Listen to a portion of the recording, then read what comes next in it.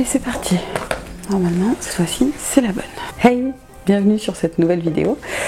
Aujourd'hui, j'avais envie de te filmer une review d'un jeu. Attends, mon micro s'en mêle déjà. Ça va bien commencer. D'un jeu que j'ai acheté sur Vinted récemment, qui me faisait de l'œil quand même depuis un petit moment. Et ce n'est autre que le Greenwich Oracle. Hop, je te le montre. J'espère que le focus se fera bien à la caméra. Donc c'est celui-ci, il est en anglais et c'est les éditions Rock and Pool. J'ai d'autres jeux de chez eux, de cette maison d'édition, et j'en ai toujours été très satisfaite. Donc c'est une vidéo que je vais faire aussi avec mon téléphone parce que je suis pas hyper calée en anglais, donc voilà, pour te traduire certaines choses, eh bien, je vais avoir besoin de mon cher téléphone. Donc la boîte se présente comme ceci. J'aime beaucoup l'effet vieilli en fait qu'il y a dessus. Je parle pas trop fort parce que j'ai ma fille qui dort. Donc voilà, l'effet un petit peu vieilli du packaging comme ça, j'aime beaucoup. Donc à l'intérieur, hop, petite étoile avec un fond vert. Et ce que tu peux retrouver, hop, dedans, donc tu as un livret explicatif et tu as toutes les cartes. Hop, on va poser ça par là. Donc le dos des cartes est vert et représenté avec tous les symboles des éléments, des 4 éléments. Donc c'est ça que j'ai beaucoup aimé dans ce jeu, c'est qu'il est classé en 4 catégories du coup, avec la terre, le feu, l'eau et l'air. Voilà, je voulais le dire dans le bon ordre, hein, tant qu'à faire. Et donc tu as un petit livret qui va avec. Donc dans un premier temps, je vais te montrer un peu toutes les cartes et ensuite je vais t'expliquer comment fonctionne ce jeu. À l'intérieur, tu peux retrouver pas mal d'astuces, pas mal de choses. Donc ça, on en parlera dans une deuxième partie de cette vidéo. Donc je te laisse avec la suite de la vidéo, pardon, où je vais venir te montrer les cartes. À tout de suite. Donc on commence tout de suite. Je vais les classer, hop, par la partie de l'élément terre. Hop, je me suis pas organisée comme il fallait. On va dire que là c'est bon. Alors j'espère que tu verras bien. On commence la première carte qui est associée à l'élémentaire et au signe de la Vierge. C'est la carotte. Donc mot qui est dessus, c'est Clarity. Donc je la trouve magnifique, hein. Les illustrations sont vraiment très très belles. Ensuite on a les petits pois quoi. Avec la communication, toujours avec l'élémentaire. Ici on a le désir avec la laitue, on a le signe du cancer, on a une illustration avec la lune et l'objet, je n'arrive plus à savoir comment on appelle ça pour la planche de Ouija. Hop, je te montre. J'espère que la netteté se fera bien. Ensuite, on a le concombre qui est relié aux émotions. Donc, c'est assez étrange parce que moi, en temps normal, les émotions, je les rallie plutôt à l'élément eau, mais c'est peut-être un dysfonctionnement entre guillemets de ma part avec l'utilisation du tarot. Mais voilà. Après, chacun fait comme il en a envie.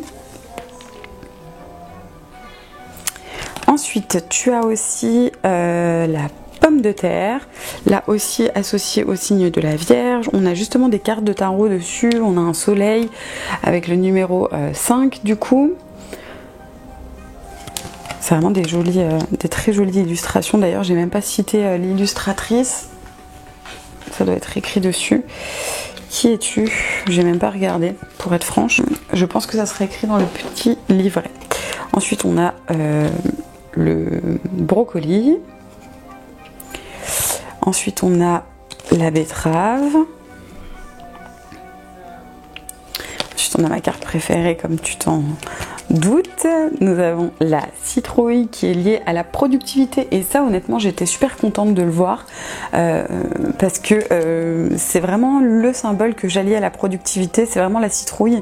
Le fait que ça soit très lent, mais que ça soit bien fait, qu'il faille du travail acharné, etc. Enfin voilà, j'ai toujours associé la citrouille à la productivité, donc ça me parle bien. Ensuite, on a les oignons associés au signe du bélier, cette fois-ci. Donc c'est pareil, en fait, ils ont fait des associations et c'est pas enfin, les signes astrologiques ne sont pas associés à l'élément qui leur correspond. Enfin, c'est tout un univers en fait qui se crée avec ce jeu. Ensuite, on a le maïs. Et on finit par le chou-fleur dans l'élément terre. Donc voilà, ça c'est l'élémentaire qui était représenté. Ensuite, du coup, on va prendre l'élément feu. Donc là, je ne sais pas ce que c'est exactement. Je dirais que c'est de l'épinard ou j'ai pas encore vraiment bien tout regardé. Hein. Ensuite, on a le courage avec le thym. Ça, c'est aussi quelque chose que j'aime beaucoup. Même si le thym, je l'associe plus à la protection ou à la chance, mais ça, c'est moi personnellement. Ensuite, on a la divination avec la... Je pense que c'est de la ciboulette. Hop, une fois de plus, si vous connaissez l'anglais, n'hésitez pas à me dire. Mais de toute façon, je regarderai un peu plus en détail. Là, on a de marjoram, donc peut-être la marjolaine, du coup, par logique. Ensuite, on a la carte de la mémoire avec le romarin, qui est associé au signe du lion. J'arrive. Donc, je disais qu'il est associé au signe du lion. Hop. Ensuite, on a l'estragon, il me semble, qui est associé à la régénération. Ici, on a les piments. Ensuite, on a du fenouil qui est associé à la force. Ça, j'aime beaucoup aussi cette association. Là, j'ai l'impression que c'est de la menthe poivrée, il me semble, et qui est associée au succès et au signe de la balance. Ici, nous avons le basilic et j'aime beaucoup l'œil qui est dessiné dessus parce que je trouve que ça offre une clarté au niveau perception qui est quand même assez fou, le basilic. Et là, je ne sais pas, je dirais du laurier ouais, laurier, je pense. Hop. Donc voici les cartes associées à l'élément feu. Ensuite, nous avons l'élément eau, hop, juste ici. Donc là, nous avons le raisin qui est associé à l'abondance. Je trouve ça assez cool aussi parce que finalement, les vignes et le raisin, ça se récolte surtout là, dans cette période-là, septembre, enfin en tout cas chez nous. Et c'est vraiment un signe d'abondance à mes yeux en fait quand je vois les vignes qui commencent à être récoltées. Ensuite, on a la fraise. Ensuite, on a le citron. Ensuite, on a la pomme avec le symbole de Hécate, des 3 lunes en fait, sur le dessus. Hop, associé au signe du Capricorne d'ailleurs. Dualité avec la banane, avec ces jolies couleurs. Ensuite, on a l'orange. Ensuite, on a la pastèque qui est associée à la fertilité et je trouve ça aussi assez cool. J'aime beaucoup. Alors celle-là, c'est ma carte préférée avec la carte de la citrouille. Mais la carte de l'amour, représentée par des tomates.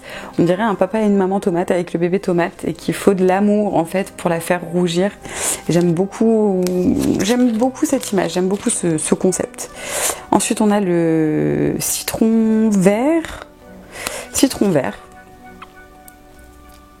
Et ensuite, on finit... Ah non, il reste encore 2 cartes. Avec la figue et la mûre sauvage.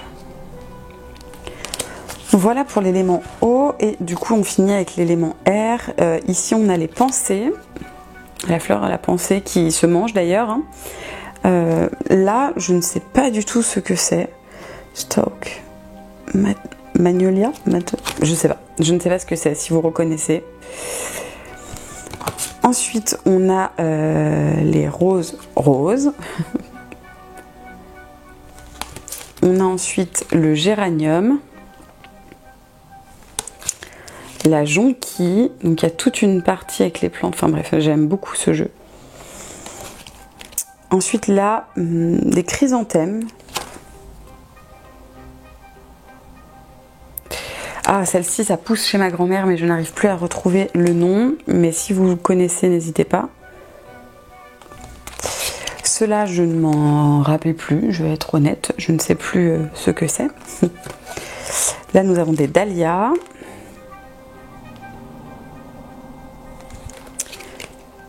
Ensuite, on a de la violette. Et ici, je ne sais plus non plus comment est-ce que ça s'appelle.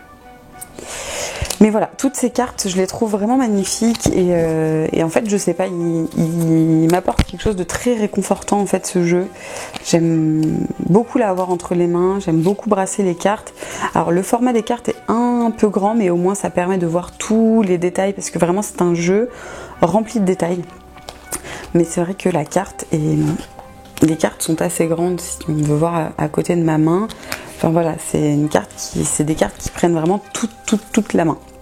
Donc ensuite, après avoir passé les cartes en revue, je vais poser le jeu ici, on a un petit livret et il y a une centaine de pages à l'intérieur. Ah bah voilà, on a la photo de la créatrice de l'oracle, il me semble. Donc c'est Charline Darcet. Ben écoute Madame Charline Darcet, tu as fait un travail incroyable. Donc on a un glossaire à la fin qui reprend pas mal de choses. La bibliographie, bref, on a l'introduction.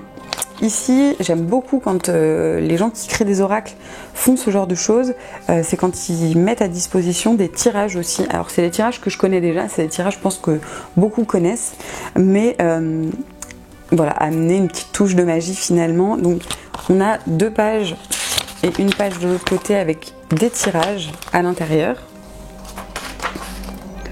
Donc j'aime beaucoup. Et ensuite pour chaque comment ça s'appelle, famille, on va appeler d'éléments, on a toujours une page. Donc là la terre par exemple. Ensuite on a le feu juste ici. Je trouve que c'est vraiment très bien travaillé. On a un papier effet vieilli aussi. Quand on a une carte et qu'on tire la carte qui est associée, eh bien vous pouvez retrouver donc la définition. Je vais me recaler. Donc comme je disais, pardon, vous pouvez retrouver la définition avec le mot qui est associé, la signification dans l'oracle, donc sur le plan divinatoire, etc. Et ensuite vous avez toute une partie sur comment est-ce qu'on cultive le fruit, le légume, la plante en fait qui est associée à cette carte. Et on a aussi les correspondances magiques qui sont associées, donc c'est juste ici. Et en dessous, on a un rituel, en fait,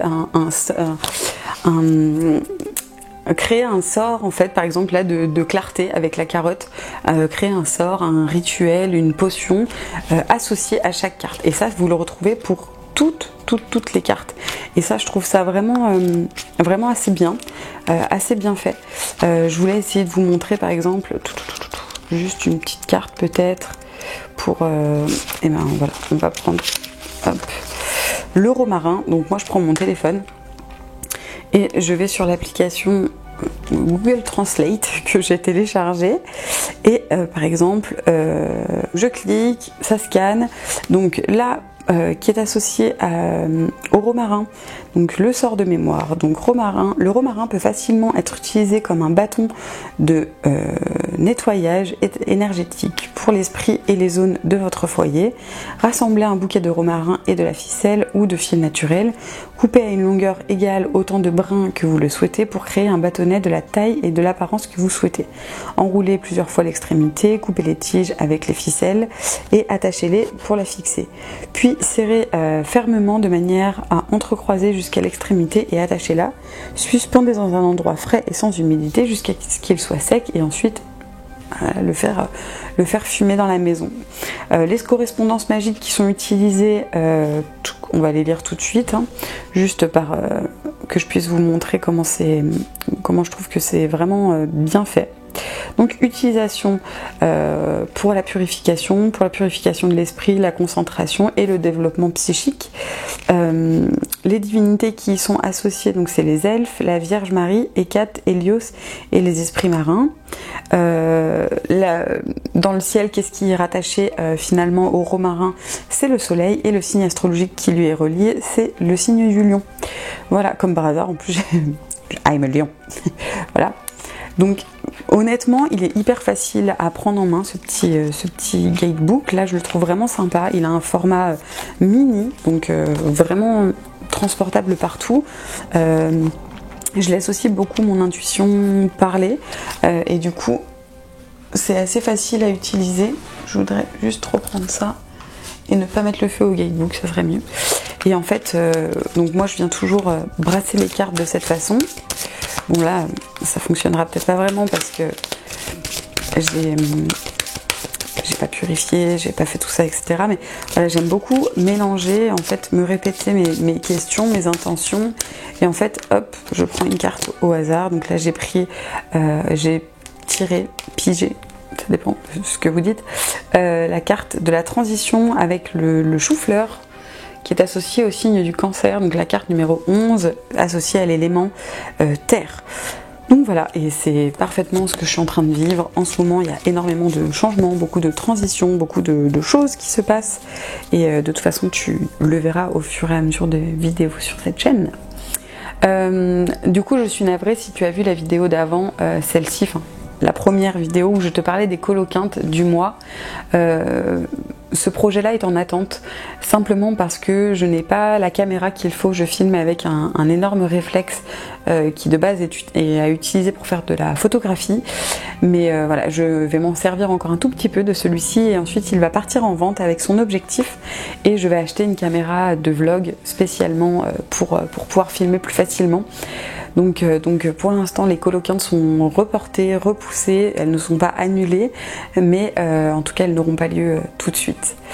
Voilà, écoute, j'espère que cette vidéo t'a plu et puis n'hésite pas à t'abonner à la chaîne, à liker cette vidéo et puis à me laisser un petit commentaire pour me dire ce que tu as pensé de ce magnifique oracle. Je te souhaite une belle journée et je te dis à très vite pour une prochaine vidéo. Salut!